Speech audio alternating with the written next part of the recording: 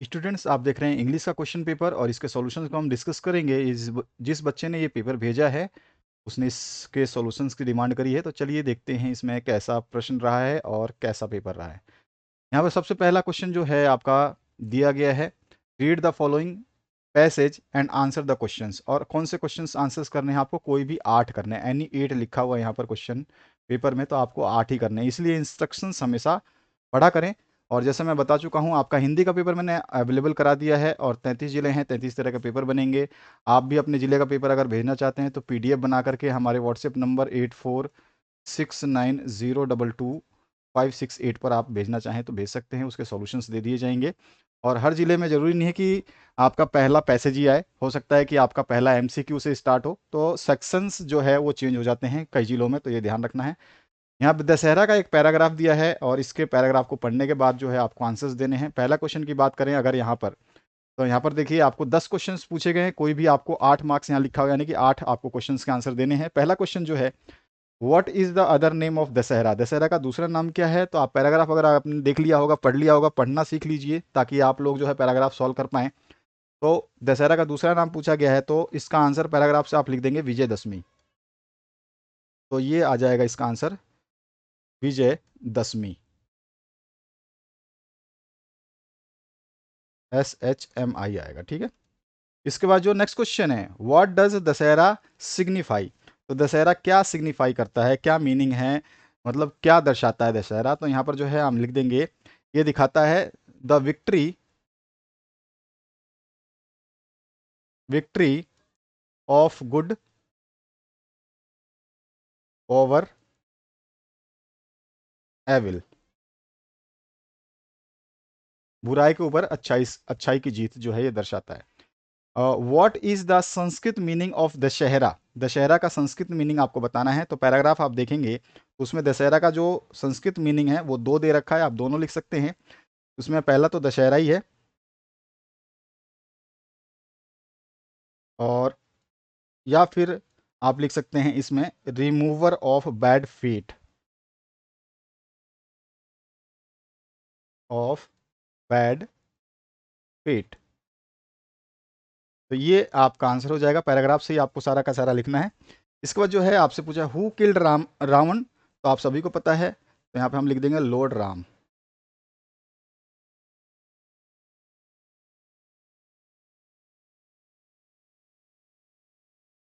इसके बाद जो नेक्स्ट क्वेश्चन है, which epic does have the symbolic value of Dussehra?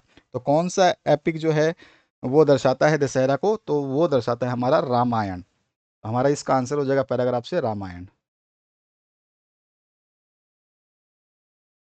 इसके बाद जो नेक्स्ट क्वेश्चन है, नेम द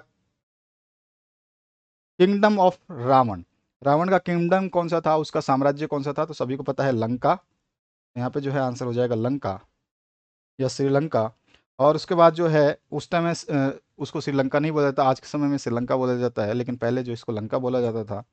इसके बाद आपका जो नेक्स्ट क्वेश्चन है, नेम राम्स वाइफ। राम के वाइफ का नाम आपसे पूछा है, बहुत अच्छा पैसेज और सिंपल क्वेश्चन। तो सभी को पता है सीता जो है उनके वाइफ का नाम था। इसके बाद जो नेक्स्ट क्वेश्चन है, what is the synonym of reasons? Reason मतलब होता है कारण, और कारण को हम कह सकते हैं सिनोनियम मतलब समानार्थी शब्द कॉज। कॉज का भी मतलब होता है कारण। इसके बाद जो है next question, what is the other word for the for different from the passage? Different का जो है आपको बताना है कि पैसेज में डिफरेंट का जो है अदर वर्ड क्या हो सकता है। तो डिफरेंट को हम बोल सकते हैं वेरियस, बहुत सारे भी हो सकते हैं। तो हमारा पैराग्राफ में ये मिल जाएगा आपको, वेरियस। इसके बाद जो नेक्स्ट क्वेश्चन है, right opposite of defeat from the passage. Defeat जो है हार का उल्टा आपको अपोजिट लिखना है, तो डिफीट का क्या हो जाता है? विक्ट्री, यानी कि जीत हो जाएगा। तो ये इसका आंसर हो जाएगा। इसके बाद जो नेक्स्ट क्वेश्चन है उसकी बात करते हैं, रीड द पैसेज। अब यहाँ पे भी आपको 8 ही प्रश्न करने हैं जैसा कि ये क्वेश्चन में बताया गया है। और यहाँ पे फिर से आपको little Indian girl was shut up in room alone, ये वाला पैराग्राफ दिया गया है और इसका जो है आंसर्स आपको देने हैं। सरोजनी का जो है ये पैराग्राफ दिया गया है, आपने पढ़ा भी होगा, सरोजनी के बारे में जानते भी हैं आप। तो यहाँ पर चलिए इस पैराग्राफ को आप पढ़ लेंगे और इसके क्वेश्चंस के आंसर्स हम डिस्कस करते हैं, जिसमें से आपको 8 नंबर मिलेंगे और टोटल 10 क्वेश्चंस आपको देखने को मिल रहे हैं। तो यहाँ पर जो है पहला अगर क्वेश्चन हम बात करें इस क्वेश्चन पेपर की, इस पैराग्राफ से।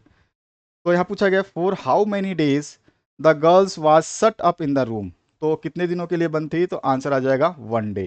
तो इसका राइट आंसर क्या आ जाएगा, 1 डे। इसके बाद जो नेक्स्ट क्वेश्चन है उसको देखिए। अगला जो प्रश्न पूछा गया, what the girl did not want to do, लड़की क्या नहीं करना चाहती थी। तो आंसर आप लिख देंगे she did not want to do, या फिर आप लिख सकते हैं girl did not want to do. यहाँ पे हम लिखते हैं she did not want to do, want to learn, want to do नहीं, वांट टू लर्न, क्योंकि वो सीखना नहीं चाहती थी इंग्लिश। तो इसका आंसर क्या हो जाएगा, यहाँ पे हम लिख देंगे she did not want to learn English आ जाएगा, लर्न इंग्लिश, ये इसका आंसर हो जाएगा। नेक्स्ट जो है, हु केयर्ड फॉर सरोजनीज एजुकेशन। तो किसने जो है सरोजनी के एजुकेशन के लिए जो है चिंता की थी, तो वो थे हर फादर, हर फादर, या सरोजनीज फादर भी लिख सकते हैं आप, ठीक है। नेक्स्ट जो क्वेश्चन है इसमें पूछा है what was Sarojini's father's wish about her career. तो उसके भविष्य के बारे में जो है उसके पिता की क्या इच्छा थी, तो वो उसके पिता क्या चाहते थे। अगर आपने पैराग्राफ पढ़ लिया तो आंसर हो जाएगा। वो चाहते थे कि ये जो है ग्रेट मैथमेटिशियन बन जाए,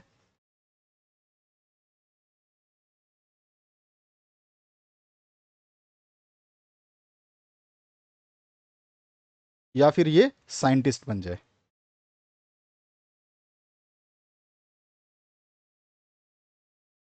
तो ये उनकी ग्रेट जो है विश थी। उसके बाद जो है आपसे नेक्स्ट पूछा गया what was Sarojini's love for to dream. तो सरोजनी का जो लव था वो किस बारे में था, क्या वो मतलब सोचती थी। तो यहाँ पे हमारा आंसर हो जाएगा उसका जो सपना था, she love to dream, she loved to dream and write, and write poem, write poem. तो पोएम जो है आप लिख लेंगे इसमें। उसका जो वो उसको जो पसंद था वो क्या था, कि सपना देखना और साथ ही साथ पोएम को लिखना, उसका जो है ये प्यार था।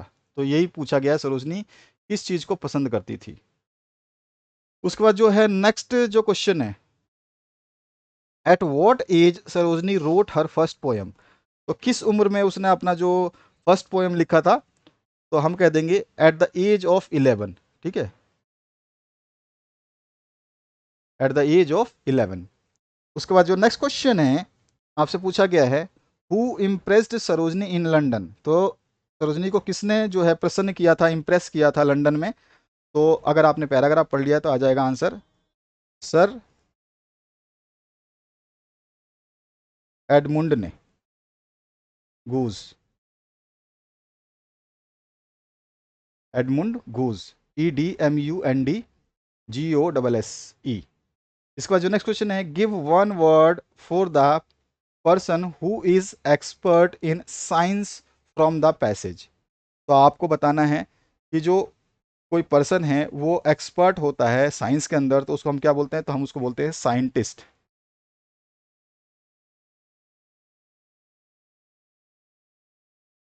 इसके बाद जो नेक्स्ट क्वेश्चन है इसमें पूछा गया आपसे, give masculine gender for mother from the passage. तो इसमें आपका जो मस्कुलाइन जेंडर जो है मदर का क्या हो जाएगा, तो आपका हो जाएगा मदर का फादर। नेक्स्ट जो है, give one word for the person who live in India from the passage. तो पैसेज में से आपको बताना है कोई व्यक्ति जो इंडिया में रहता है उसको क्या कहेंगे, तो हम उसको कह देंगे भारतीय, इसको इंग्लिश में बोलेंगे इंडियन। ये सारा का सारा पैराग्राफ में लिखा हुआ है, वहीं से आपको आंसर देना था। सेक्शन बी जो है, आ जाइए और यहाँ पे देखिए, last month your elder brother was seriously ill. जो पिछले महीने बहुत ज़्यादा मतलब बुरी तरह से बीमार था। So see so he was taken to Soni hospital Jaipur. Write the incident in about 100 to 120 words how you face the crisis. और जो है आप जब हॉस्पिटल ले गए थे, सोनी हॉस्पिटल जयपुर में, तो आपने ये इंसिडेंट यानी कि ये घटना जो है उसको आपको वर्णन करना है कि आपने किस तरह से इस घटना का जो है आपने इसको अंजाम दिया। और यू में यूज़ द फॉलोइंग हिंट्स, और जो है आप इसके लिए जो है आप 8 मार्क्स मिलेंगे, और ये पॉइंट्स जो है आप फॉलो कर सकते हैं, और 100 से 120 वर्ड्स के बीच में आपको लिखना है। तो ये सारे के सारे पॉइंट्स आप इसमें कवर कर सकते हैं। अगर आप ये क्वेश्चन नहीं करना चाहते तो इसमें और ऑप्शन भी दिया गया है। यहाँ पे है write a task in 100 to 120, ये भी आपका 100 टू 120 है। Giving description of event, an event on an important day in your life, आपके जीवन का महत्वपूर्ण दिन जो है उसके बारे में जो है आपको डिस्क्रिप्शन देना है, कोई घटना है उसके बारे में। On how celebrate and enjoyed the event of your birthday based on the following given point. तो वो एक दिन जो है आपका जन्मदिन था, और उस जन्मदिन का आपने कैसे मतलब इंजॉय किया था, वो आपको उस घटना के बारे में उस प्रोसेस को बताना है। और ये सारे के सारे पॉइंट्स को आप फॉलो कर सकते हैं उसको लिखने में। तो यहाँ पर भी आपको 8 नंबर मिलेंगे, तो दोनों में से कोई भी आप कर सकते हैं। और मेरे को ज़्यादातर आइडिया है कि आप सभी लोग जन्मदिन के बारे में ज़्यादा लिखेंगे, क्योंकि आप अपना जन्मदिन कई बार मना चुके हैं, तो आपको आइडिया भी है कि आपने क्या किया है। इसके बाद जो चौथा प्रश्न है, हम आगे ग्रामर सेक्शन भी देखेंगे, सब देखेंगे। यहाँ पे आर्टिकल पूछा गया है इंपॉर्टेंस ऑफ योगा के ऊपर, ये भी 8 मार्क्स है। और ऑप्शन में दिया गया है प्रिपेयर करना है रिपोर्ट, रिपोर्ट लिखना है आपका ए हाउस ऑन फायर, यानी कि एक घर में आग लगा हुआ है उसके ऊपर जो है एक रिपोर्ट तैयार करनी है, तो आप ये भी लिख सकते हैं। ये सारे क्वेश्चंस मैं ऑलरेडी करवा चुका हूं आप लोगों के लिए। और पांचवा प्रश्न है you are Mukesh Kumar reading in Kota, आप पढ़ते हैं कोटा में। Your father has been transferred in Jaipur, और जयपुर में आपके पिताजी का तबादला हो गया है। Write an application to your principal requesting him to issue your transfer certificate, TC के लिए अनुरोध करना है। और ऑप्शन में है imagine that you are Ramesh living in Bikaner, आप रमेश हैं बीकानेर में रहते हैं। Your father has lost his business, और जो है आपके फादर का जो व्यवसाय है वो नष्ट हो चुका है। तो write an application to your principal requesting him to exempt you from the school fees, यानी कि जो व्यवसाय है नष्ट हो चुका है, अब उनके पास व्यापार नहीं है, तो आपकी फीस माफ़ी के लिए जो है प्रिंसिपल को आपको रिक्वेस्ट करते हुए एक प्रार्थना पत्र लिखना है। ये भी आप आसानी से लिख सकते हैं, कोई इशू नहीं है। अगला जो पार्ट है ग्रामर सेक्शन, तो ग्रामर सेक्शन में जो पहला क्वेश्चन है ये देखिए, इसको सॉल्व करते हैं हम। फिलअप्स करने हैं, आपको ऑप्शंस दिए गए हैं सारे ब्रैकेट्स में, इनमें से बेस्ट ऑप्शन आपको चूज करना है। Sir CV Raman is dash Newton of India, तो हम कह सकते हैं the CV Raman is the, यहाँ पे is the Newton of India, तो यहाँ पे द ऑप्शन जो है इसका सही आ जाएगा आंसर। इसके बाद जो नेक्स्ट क्वेश्चन है हैव यू डैश डिफिकल्टी, तो हैव यू एनी डिफिकल्टी आएगा यहाँ पर, तो एनी जो है इसका राइट आंसर हो जाएगा। I take dash egg every day, तो हम यहाँ पे क्या लिखेंगे, आई टेक एग, क्योंकि ई आ रहा है, ई आई ओ यू सारे वॉवल्स जब आते हैं तो हम यहाँ पे एन यूज करते हैं, तो यहाँ पे आ जाएगा एन। और जो है आपको ब्रैकेट में से ये सारे के सारे क्वेश्चंस के आंसर देने हैं, जो भी ब्रैकेट्स में आपको दिए गए हैं इन ब्रैकेट्स में से ही चूज करना है क्वेश्चन के आंसर को, और आपको बस केवल लिख देना है आंसर को, ठीक है। नेक्स्ट जो है mount Abu is the dash highest peak in Rajasthan, तो माउंट आबू है ये एक ही चीज है, इसीलिए जो है हमारा आंसर में क्या आ जाएगा, यहाँ पे द आ जाएगा, ठीक है। तो द हाईएस्ट पीक है इसका। इसके बाद how dash eyes do you have, तो यहाँ पर हाउ डैश आई, तो आपके कितने आई हैं, तो यहाँ पे सीधा सीधा आ जाएगा हाउ मैनी, क्यों मच तो आएगा नहीं, मच मतलब ज्यादा होता है, संख्याओं की बात नहीं कर रहा है, क्वांटिटी की बात नहीं कर रहा है, ये कुछ अलग ही बात कर रहा है, क्वालिटी की बात नहीं कर रहा है। और यहाँ पर जो हम मैनी लिख देंगे, तो मैनी आपको कितने जो है आंखें हैं, हाउ मैनी। इसके बाद में Darjeeling is on dash Himalayas, तो यहाँ पे क्या आ जाएगा, दार्जिलिंग की बात हो रही है और हिमालय भी आ रहा है, तो यहाँ पे ए तो आएगा नहीं, तो यहाँ पे आ जाएगा द। इसका जो नेक्स्ट है there was dash traffic on the road, तो यहाँ पे रोड पे जो ट्रैफिक है तो वहाँ पे क्या हो जाएगा, मैनी नहीं होगा, मच होगा, मच बहुत अत्यधिक, यहाँ पे आपका मच जो है इसका राइट आंसर हो जाएगा। अगला जो प्रश्न है 7वां नंबर देखिए, करेक्ट फॉर्म ऑफ वर्ब भरना है, और यहाँ पे ऑप्शंस आपको दिए गए हैं एमसीक्यू के रूप में। 6 नंबर यहाँ से आप प्राप्त करेंगे। और जिन बच्चों ने ये क्वेश्चन पेपर दिया है वो आपने कमेंट सेक्शन में मुझे ज़रूर बताएंगे कि उन्होंने कितने अंक प्राप्त किए हैं, कमेंट करके आप बताना चाहें तो बता सकते हैं। तो यहाँ पर जो है आप स्कोर कमेंट मुझे कर सकते हैं अपना जो भी आपने दिया है। और मैंने जैसे बताया 33 जिलों में 33 तरह के पेपर, कहीं पर हिंदी हो रहा है, कहीं पर इंग्लिश हो रहा है, कहीं मैथ हो रहा है, कहीं सोशल साइंस हो, कहीं आपका जो है पॉलिटिकल साइंस हो रहा है, कहीं पर हिंदी साहित्य हो रहा है, मतलब पेपर आपका फर्स्ट डे कहीं पर कुछ हो रहा है, कहीं पे कुछ हो रहा है। तो जहाँ पे जो पेपर्स हो रहे हैं वो हमारे पास आ रहे हैं। आप भी चाहें तो अपना पीडीएफ हमें भेज सकते हैं। व्हाट्सएप नंबर मैंने आपको स्टार्टिंग में बता दिया, उस व्हाट्सएप पे आप पीडीएफ जो है साफ सुथरा भेजेंगे और पूरा पीडीएफ बना करके भेजिएगा, ताकि हमको सॉल्यूशन बनाने में आसानी हो और आपको आंसर चेक करने में दिक्कत ना हो। तो यहाँ पे जो है चूज करना है correct word, God dash everywhere. तो हम क्या कह देंगे यहाँ पे आंसर, तो गॉड लिव्स, ठीक है, गॉड लिव्स एवरीवेयर। तो यहाँ पर जो है बी ऑप्शन सही हो जाएगा इसका। The thief dash the money yesterday, तो थीफ डैश मनी यस्टरडे, तो क्या हो जाएगा यहाँ पर हैड स्टोलन, क्योंकि यस्टरडे की बात आ रही है तो यहाँ पे हैड आ जाएगा और स्टोलन जो है पास्ट फॉर्म में चला जाएगा। तो यहाँ पे बी ऑप्शन फिर से करेक्ट होता है। Reena dash very sweet in the prayer every day, तो यहाँ पर जो है क्या आंसर हो जाएगा रीना के साथ में, तो रीना सिंग्स वेरी स्वीट्स, तो यहाँ पे आ जाएगा सिंग्स, ठीक है, तो बी ऑप्शन फिर से करेक्ट होता है। नेक्स्ट जो क्वेश्चन है, I dash for you since morning, तो जो है सिंस मॉर्निंग यानी कि सुबह से हो रहा है, सुबह से कर रहा हूं, तो क्या कर रहा हूं, हैव बीन वेटिंग, मैं तुम्हारा इंतजार कर रहा हूं, आई के साथ हैव आ जाएगा। तो यहाँ पर जो है आपका right answer D option correct हो जाएगा।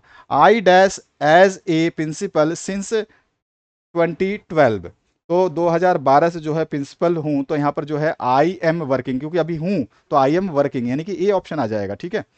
इसके बाद जो नेक्स्ट क्वेश्चन है, यहाँ पर Ramesh was acting as if he dash be a ghost, तो बी यहाँ पर जो दिया गया है, तो बी के साथ में क्या आ जाएगा, यहाँ पर देखिए कि he was a ghost, Ramesh was acting as if he was a ghost, तो अगर रमेश ऐसा एक्टिंग कर रहा था जैसे कि वो जो है एक घोस्ट था, तो यहाँ पर जो है भूत था, तो वॉज जो है इसका सही आंसर हो जाएगा, सी ऑप्शन करेक्ट हो जाता है। अगला जो प्रश्न है 8वां देखिए, जिसमें आपका टेक्सचुअल क्वेश्चंस आपके बुक से जो पैराग्राफ बनते हैं उनके क्वेश्चंस के आंसर देंगे हम यहाँ पर। सबसे पहला जो पैराग्राफ है आपका माई ग्रांड मदर वाला है, इस पैराग्राफ को पढ़ लेना एक बार और इसके बाद जो है आपके क्वेश्चंस के आंसर देने हैं। देखिए यहाँ पर पहला जो प्रश्न पूछा गया है इसकी बात करते हैं, who used to go to school with author, author के साथ कौन स्कूल जाना पसंद करता था या जाता था, तो यहाँ पे क्या आंसर हो जाएगा, यहाँ पे आ जाएगा आंसर ग्रांड मदर, ठीक है। इसके बाद जो नेक्स्ट क्वेश्चन है देखिए इसमें क्या पूछा गया है, what did the priest teach the children, तो उसने क्या मतलब प्रीस्ट ने सिखाया चिल्ड्रन को, तो अल्फाबेट एंड मॉर्निंग प्रेयर सिखाया था, अल्फाबेट सिखाया था, ठीक है। तो हम लिख देंगे अल्फाबेट्स एंड मॉर्निंग प्रेयर।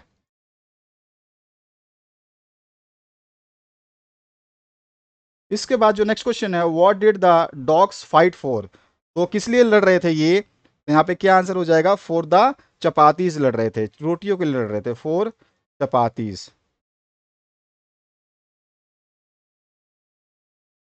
इसके बाद जो नेक्स्ट है ना, how the right used to go to school, यहाँ पे पूछ रहा है कि किससे जाता था, तो बाई, बाई मोटर बस।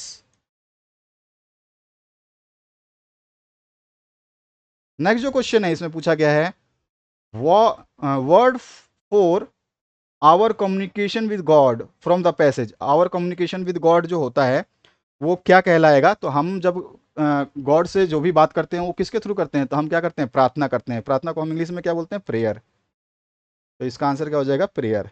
इसके लिए सिंगल वर्ड आपको लिखना था। इसके बाद जो नेक्स्ट क्वेश्चन है, write the plural word for child use in the passage, child का जो प्लूरल क्या होता है, चाइल्ड जो है आपका सिंगुलर है, इसका जो प्लूरल होता है बहुवचन होता है वो चिल्ड्रेन होता है, ठीक है, तो यहाँ पर चिल्ड्रेन जो है इसका राइट आंसर हो जाएगा।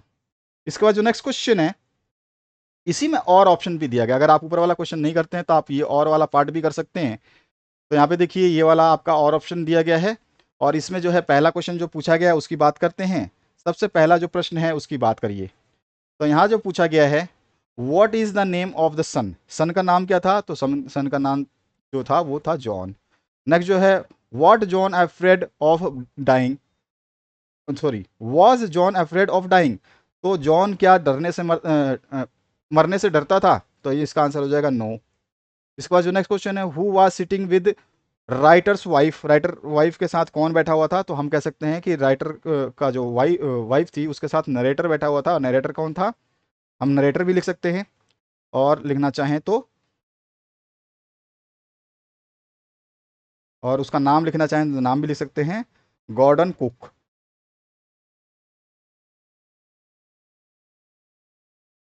उसके बाद जो नेक्स्ट क्वेश्चन है, इसमें पूछा गया who felt the end was near, किसने महसूस किया कि अंत नजदीक है? तो ये नरेटर यानी कि गॉर्डन कुक ने इसको महसूस किया। तो इसमें भी आंसर आपका यही आ जाएगा। ठीक है, नेक्स्ट जो क्वेश्चन है, find out the word from the passage which means the following. तो आपको पैराग्राफ से सेम मीनिंग वाले जो है दो शब्द इसमें से सेलेक्ट करने हैं। तो रिप्लाई मतलब होता है हमको उत्तर देना, ठीक है, और रिप्लाई का मतलब होता है रिस्पॉन्ड, जो कि पैराग्राफ से आप देख सकते हैं, उसमें आएगा रिस्पॉन्ड। रिस्पॉन्ड मतलब भी क्या होता है, आप उत्तर देते हैं। और उसके बाद में ओशियन, ओशियन मतलब सागर होता है, और सी मतलब भी सागर होता है, समुद्र होता है। ठीक है, तो ये भी आपका पैराग्राफ में है, तो ये इसका आंसर हो गया। समानार्थी शब्द आपको बताना था। नेक्स्ट जो क्वेश्चन है 9th नंबर, यहाँ पर देखिए एनी 4 करने हैं, यानी कि 4 मार्क्स आपको मिलेंगे, और यहाँ पे आपको क्वेश्चंस दिए गए हैं 6।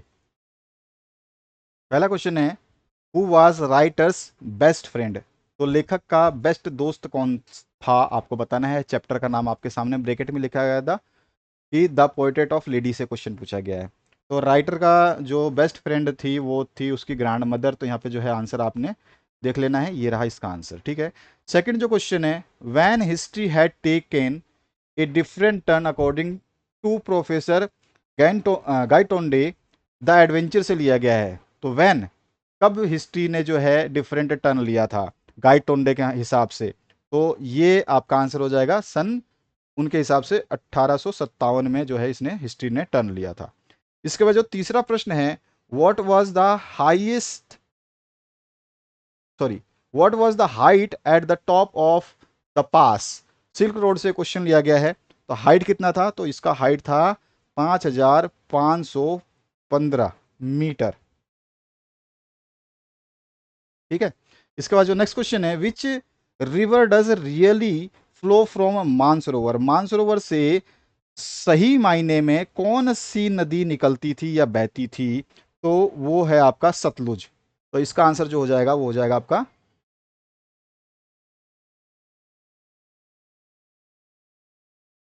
सतलुज। इसके बाद जो नेक्स्ट क्वेश्चन है, इसमें पूछा गया है, for how many years had the writer been preparing for the void were not afraid to die से लिया गया है। तो यहाँ पे आंसर आ जाएगा 16 ईयर्स, बिल्कुल सही आंसर है ये भी। नेक्स्ट जो क्वेश्चन है, when writer face the gigantic waves. तो राइटर ने कब गिगेटिक फेस जो है वेव्स जो है लहरों को महसूस किया था? तो यहाँ पे आंसर आ जाएगा 2 जनवरी। तो ये अभी आपका आंसर सही है। नेक्स्ट जो क्वेश्चन है, यहाँ पे एक्सट्रैक्ट दिया गया है, इसको पढ़ना है, 4 नंबर आपको यहाँ से प्राप्त होंगे। तो एक्सट्रैक्ट यानी कविता का छोटा सा अंश है, और इस अंश से आपसे क्वेश्चंस पूछे गए हैं। पहले क्वेश्चन की अगर इस कविता से बात करें तो क्या पूछा गया है, right what is the name of the poem. Poem का नाम क्या है? तो ए फोटोग्राफ से ये पोएम लिया गया है, सही आंसर हो जाएगा। दूसरा है, what is the name of its poet. तो इस कविता के लेखक का नाम क्या है? तो इसका नाम हो जाएगा सरली तौल से। तो यहाँ पर जो है आपका ये ऑप्शन सही हो जाएगा। नेक्स्ट जो है, how many girls were there. तो कितनी गर्ल्स थी वहां पर? तो यहाँ पे आंसर हो जाएगा इसमें 3 गर्ल्स। इसके बाद जो नेक्स्ट क्वेश्चन है, what was age of big girl. तो बिग गर्ल यानी कि तीनों लड़कियों में से सबसे ज्यादा उम्र किसकी, बड़ी लड़की की उम्र क्या थी? तो आपका आंसर हो जाएगा 12 ईयर्स। तो ये भी इसका आंसर सही है। नेक्स्ट जो क्वेश्चन है, इसी में और पार्ट भी दिया गया है, तो ऐसा नहीं है कि आपको ये कविता का आपने कर दिया तो आपका आंसर खत्म हो जाता है। अगर आप ये नहीं ऊपर वाला करना चाहते हैं तो आप नीचे वाला और ऑप्शन वाला भी कर सकते हैं, जिसमें एक और कविता दी गई है ऑप्शन के हिसाब से। तो इस ऑप्शन में जो ये कविता दी गई है इसके भी आंसर्स को हम देख लेते हैं। यहाँ पे जो क्वेश्चन पूछा गया है, name the poem from which the extract has been taken. तो ये किस कविता से लिया गया है उसका नाम बताना है आपको। तो आंसर हो जाएगा चाइल्डहुड। तो ये चाइल्डहुड से लिया गया है। और इसके बाद जो नेक्स्ट क्वेश्चन पूछा गया है, इसमें देखिए, name the poet of the poem. इस कविता के लेखक कौन है? तो वो है मार्कस नैटन। तो यहाँ पे इसका आंसर हो जाएगा मार्कस नैटन।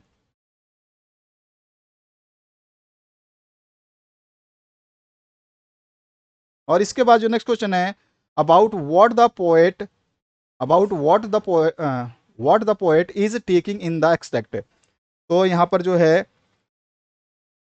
किसको लेने की बात हो रही है इसमें, तो यहाँ पर जो है अबाउट हिज लॉस्ट चाइल्डहुड की बात हो रही है। वो किसको लेना चाहता है पोएट, यानी कि जो कवि है वो किसको हासिल वापस करना चाहता है, अपने बचपने को। तो यहाँ पर जो है आपकी बात हो रही है about the about his lost childhood.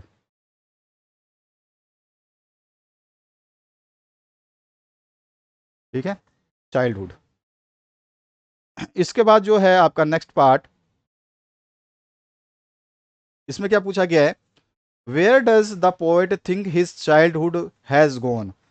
तो इसमें जो पोएट है वो क्या सोचता है कि उसका जो बचपन है वो कहाँ गुम हो गया है। तो उसका बचपन जो है मासूम, एक बच्चे के मासूम चेहरे में जो है गुम हो गया है, या लॉस हो गया है, या खो गया है। तो हम लिख देंगे in the innocent face of an infant. ठीक है, तो ये इसका आंसर हो जाएगा। इन्फेंट मतलब होता है जो नवजात शिशु होता है, उसको इन्फेंट बोलते हैं। उसको बच्चे को जो है हम क्या बोलते हैं, इन्फेंट बोलते हैं। जो 1 साल से कम उम्र के होते हैं उन सभी को बच्चों को क्या बोला जाता है, इन्फेंट बोला जाता है। अगला जो प्रश्न देखिए यहाँ पर, who doesn't want to talk to father. तो यहाँ पर जो है एनी 3 करना है, आंसर दीज क्वेश्चंस। और जो है ये एक एक नंबर के तीनों क्वेश्चंस हैं। ठीक है, ये तीनों क्वेश्चंस जो हैं एक एक नंबर के, फादर टू सन से लिया गया है। आंसर क्या हो जाएगा इसमें, तो पिता से कौन नहीं बात करना चाहता था, तो आंसर हो जाएगा सन। इसके बाद में when a person thinks that hello and heaven wouldn't be found in geography. तो कब एक पर्सन जो है, आपका चाइल्डहुड चैप्टर से लिया गया है, वो सोचता है, एक आदमी सोचता है कि जो नर्क और स्वर्ग है ये ज्योग्राफी में नहीं मिलते हैं, यानी कि भूगोल में नहीं मिलते हैं। तो ये कब सोचता है, व्हेन। तो इसका आंसर हो जाएगा व्हेन ए पर्सन, हमारा आंसर हो जाएगा when a person grew to be mature, to be mature, to be mature. जब एक आदमी वयस्क हो जाता है तब उसको पता चलता है कि जो नर्क और स्वर्ग जो है वो ज्योग्राफी में नहीं मिलते हैं या नहीं पाए जाते हैं। इसके बाद अगला जो क्वेश्चन है उसको देखिए, who is who is laughing in the photographs. एक फोटोग्राफ में से क्वेश्चन लिया गया है। तो यहाँ पर जो है आंसर हो जाएगा पोइट्स मदर जो है वो लाफ कर रही है। तो यहाँ पर हम आंसर लिख देंगे पोइट्स मदर। इसके बाद जो नेक्स्ट है, what does the rain call her self. तो यहाँ पे क्या आंसर हो जाएगा, यहाँ से लिया गया है, द वॉइस ऑफ रेन से लिया गया है। तो रेन ने अपने आप को क्या कहा है ये आपसे पूछा गया है। तो क्या आंसर हो जाएगा, रेन ने जो है अपने आप को क्या कहा है, तो रेन ने कहा है पोएट ऑफ द अर्थ। कि ये जो है रेन जो है ये पोएट ऑफ द अर्थ है, ऑफ द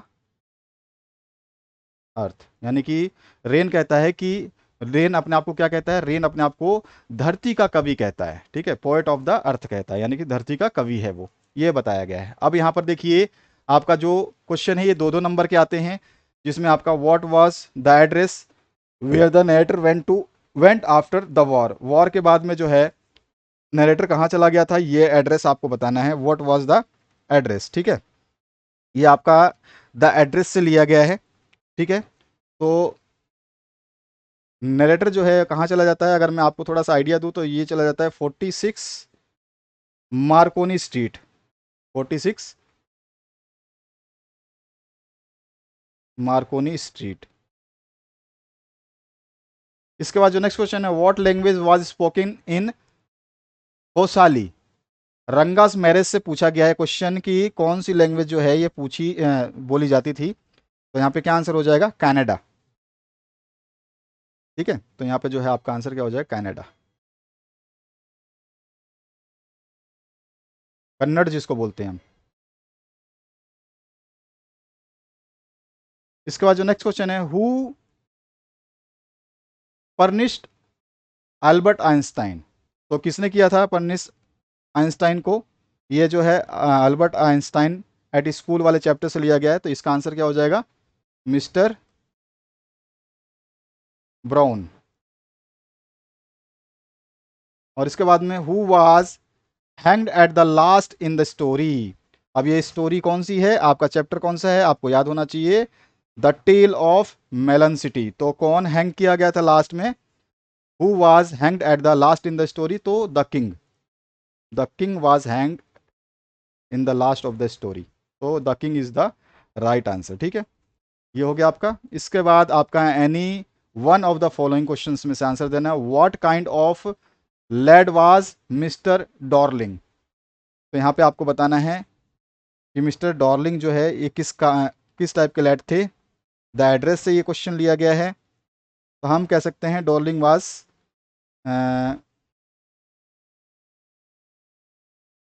कन्निंग लेडी। ठीक है ना, कन्निंग लेडी।